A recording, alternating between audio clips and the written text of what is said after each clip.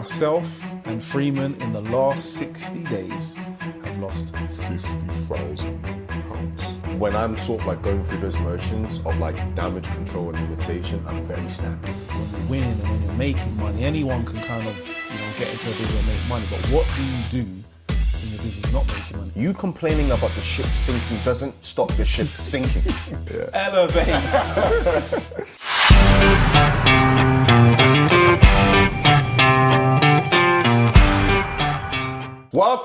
Welcome back, boys and girls, ladies and gentlemen, and people who do not like to identify themselves.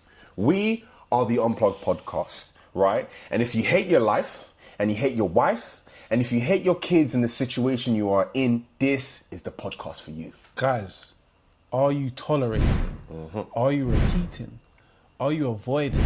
But most importantly, are you procrastinating from the life that you know you are more than capable of achieving?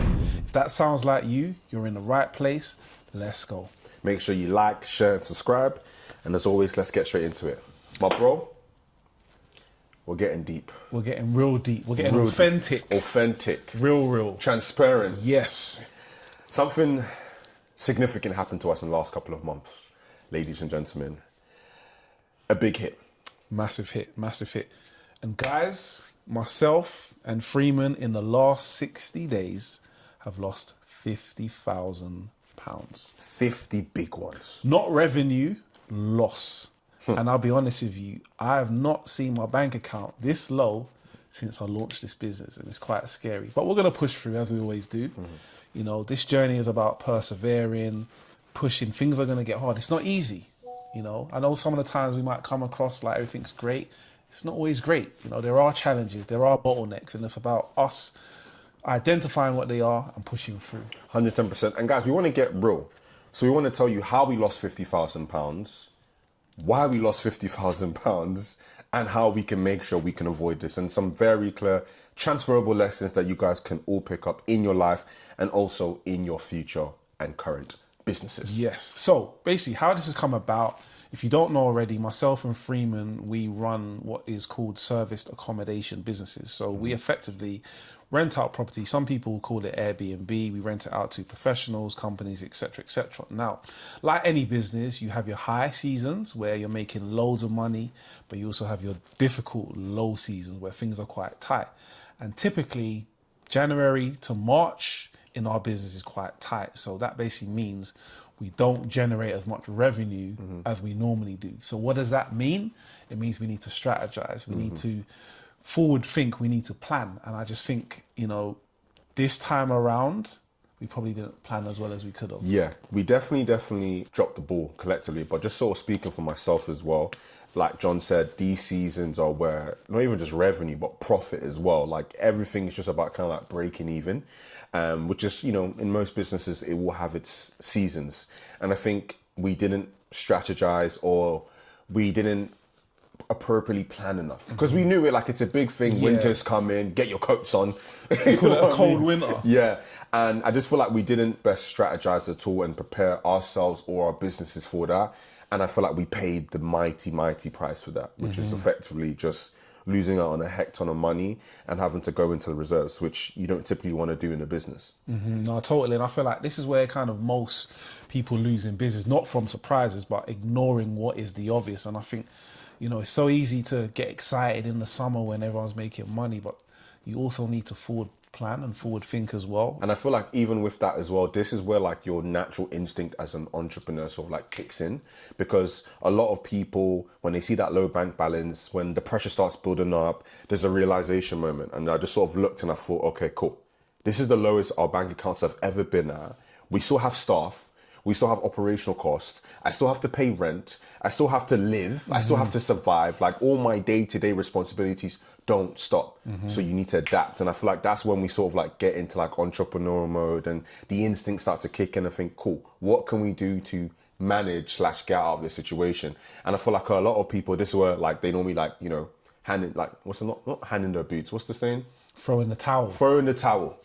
Hang up the boots. That's the easy thing to do. That's the easy thing to do. But we're still here. We are just about. Ladies and gentlemen, boys and girls, we have a serious announcement.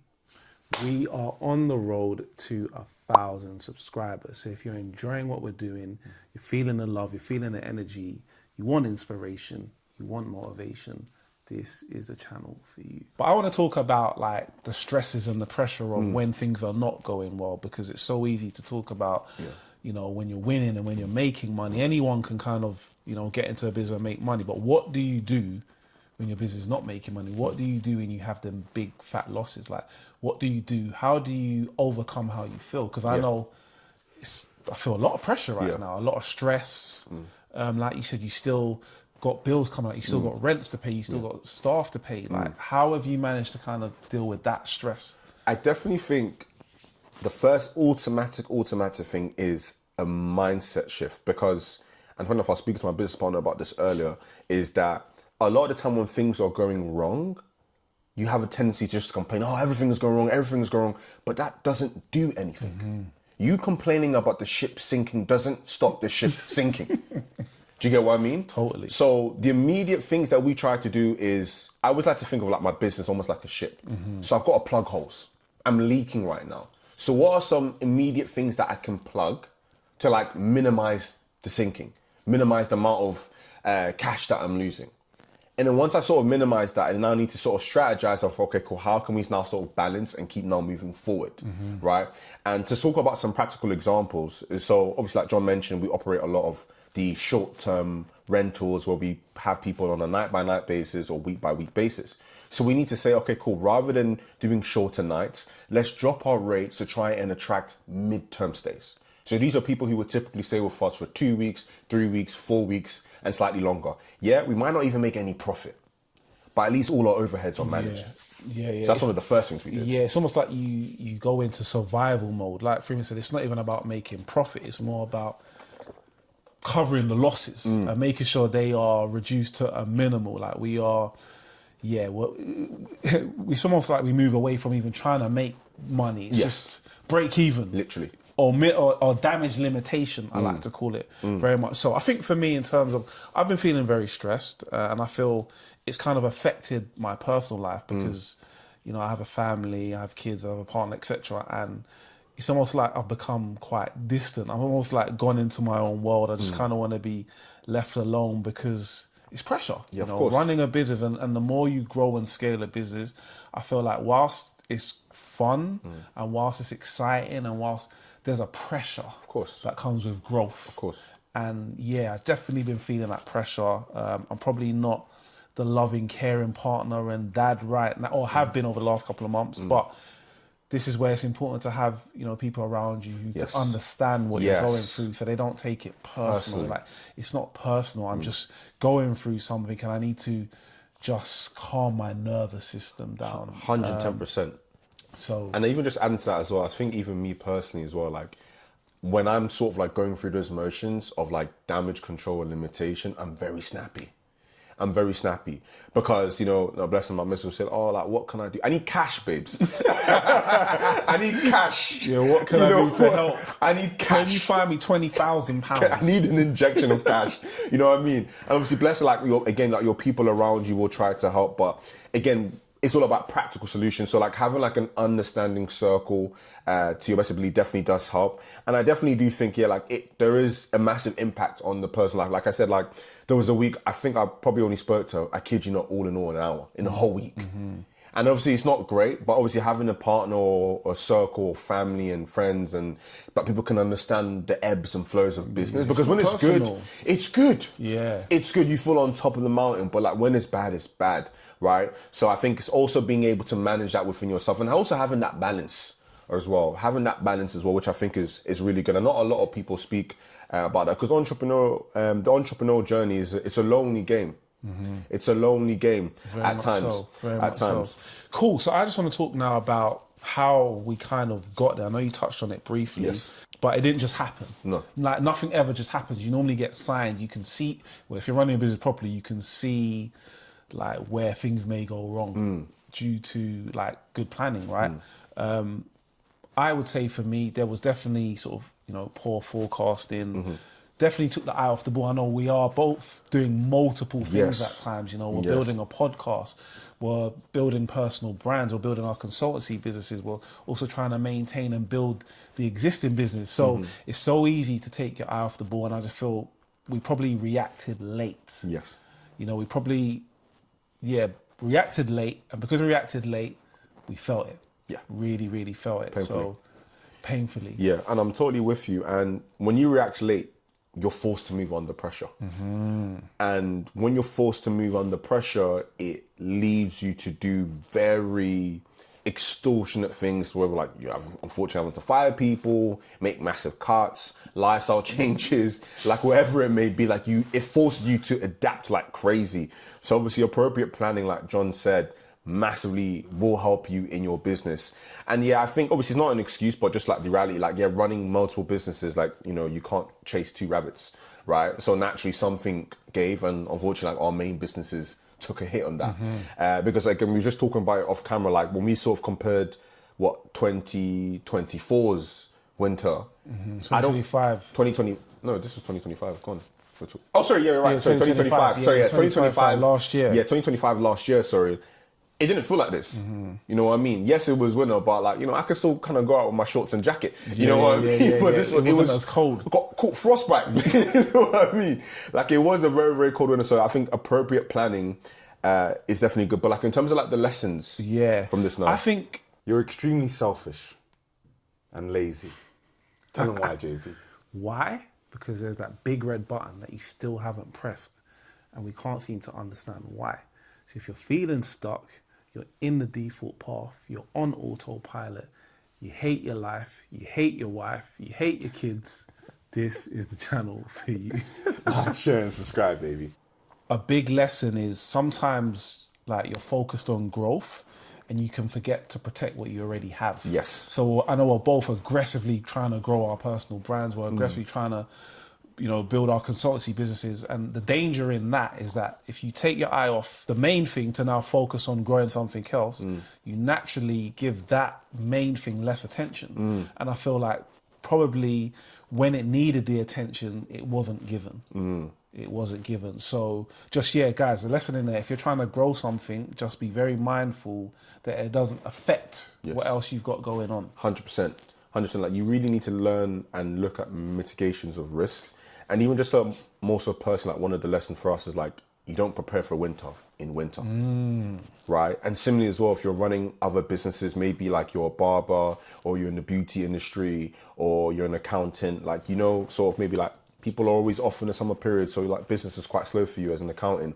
Or maybe like you're a landscaper and during the winter, you know that not a lot of people like to trim the hedges, right? Because grass doesn't grow effectively. So like prepare before your sort of down or slower season as well. So that can kind of help you when it comes to like mitigating a lot of your risks. Yeah, I think probably a lot of people, a big question on people's minds is like, cool guys, you lost 50 grand. How have you managed to kind of still be here, like still smiling, still laughing? And I want to talk about that. What does that look like for you? Like, how have you managed to still be here? What have you had to do to kind of still be here? Even though, you know, we've taken such big hits. No, for sure. I definitely think having like working capital is also great, as well as a reserve. Obviously, we've been doing our businesses for quite a few years now. So naturally, like you mentioned, like you're obviously having to go into the reserves a bit, which isn't ideal, but also adapting your business. Obviously, like one of the things I mentioned, also is like mainly we are a short-term rental site. So we now moved into midterms, right? Another thing as well is where we had some additional services or members of staff like we used to use, say for, I don't know, like additional guest support, whether that may be, we now like relied on AI, for instance. Again, it's not as like the greatest sort of touch point, especially when we're working in hospitality, but just to sort of save on costs, we now have to pull back some hours on our staff members and rely a lot more on AI just to help adapt with the changing in financial circumstances as well. So that's like another thing that we did as well. Yeah, I think for me, what I did, and people will laugh, I delayed my debtors, bro. So people I owed money, I literally had to just delay just to help with cash flow. Yeah, of course, yeah. My thing is, unless it's not my internal staff, then I can delay as long as I can. And I'm not saying that's what you should do. I'm just telling you what I did. Yeah, and that's sometimes what you've got to do. Yeah, and it kind of, you know, it definitely helped with cash flow. And another thing that I did, and you kind of mentioned it, I looked at where can we get maybe big injections of money to like help with the losses that we've taken. It was definitely focusing on longer term bookings, because typically you might get a 3-4 night booking, you might make, I don't know, $1,000, whereas if you now have a booking for a month, you now got an injection of 4 or 5 grand. And I definitely focused my intention to more those types of bookings, because I knew that, you know, we'd be able to get a lot more money. And also, as well, just adding to that as well, I know when we were sort of also going through that period, another thing is sometimes when you're bleeding, you forecast the bleeding. And sometimes your actions or your steps that you will take are to maybe say like, okay, cool, I'm going to forecast I'm going to be losing $5,000 a month for the next 3 months, or $10,000 a month for the next 3 months. We just focus on that month, right? I remember sometimes we speak is like, bro, right now I just got to find 10 grand. And I remember like you speak to me next week, bro, I found 5, I just need 5 more. Yes. So it's almost just sort of like one step at a time when you're in these situations, as opposed to, crap, I'm literally going to lose 25 grand over the next 3 months. How do I find 25 grand? No, look at finding 10 grand, because that's a lot easier. Can we break it down to where it's now not too overwhelming? Yes. It's a bit more realistic. Yes. That definitely helped. And yeah, I remember having those conversations, and it helped because, you know, you get your 5, you're like, okay, cool, I got 5, I now got to find 15. All right, $7 grand booking comes in. Okay, well, I've made 12. I only now got to find 13. Yeah. So it's a lot more manageable. Definitely. 100%. Definitely. One of the big things that I've learned from taking this massive loss over the last 3 months is, and you touched on it, the importance of having reserves. And funny enough, in January, when I went on holiday to Spain, on my way back from Spain, I sat on the airplane with turned out to be a millionaire. And he said to me that in business, most businesses typically only have 1 month's worth of working capital. So he said, what you want to try and do is get to a place where you've got at least 3 months. Because typically, if you can survive 3 months, then you can survive the rest of the year. And he said, most businesses don't have that. So if they have 1 bad month, they're literally wiped out. So a big key for me is to always ensure that there are working reserves. And I know that's easier said than done, but what I've learned is when times are good, you don't spend all your money, you don't spend all your profits. You have to be putting down a percentage of that money to ensure that when things go wrong, because inevitably things always go wrong. Like things are never gonna go well all the time. And it's almost like we gotta be prepared for that. So yeah, big one, 3 months working capital, that is something that you should try and work towards within your business. It's something that we both know we need to do moving forward. No, 110%. And that goes without saying. When the banks ain't giving out loans and overdrafts, there's none of that. 100%. And this is the part that no one sees. Most people want success, but they don't want the moments that come along with it. We spoke about it in a few episodes back that success requires sacrifice, right? And not a lot of people are willing to sacrifice, because everyone wants to run a business when it's making money. But this is where real entrepreneurs are made. When your back's against the wall, when you're down to the last penny, when you've maxed every single credit card, you've asked mom, dad, you've delayed your rent, you know, you can't pay your school fees, like you can't even fill up petrol in your car. This is where real entrepreneurs are made. And then this is like really when you go into survival mode, and that resilience, the persistence, the level of stress tolerance. And if you're able to deal with it all, like this is what really makes you an entrepreneur. And we were even speaking about it off camera about like growing pains, right? Like a lot of people want growth, and that's where like growing pains come from. It's painful. It's a painful experience to be able to grow and to become where you need to be. And if you're willing to take all of that on the chin, then yeah. And I can't really add more to that. I think that's really good. One thing I would say is that I always used to think that anybody can be an entrepreneur, but I always feel like if you cannot tolerate stress, you cannot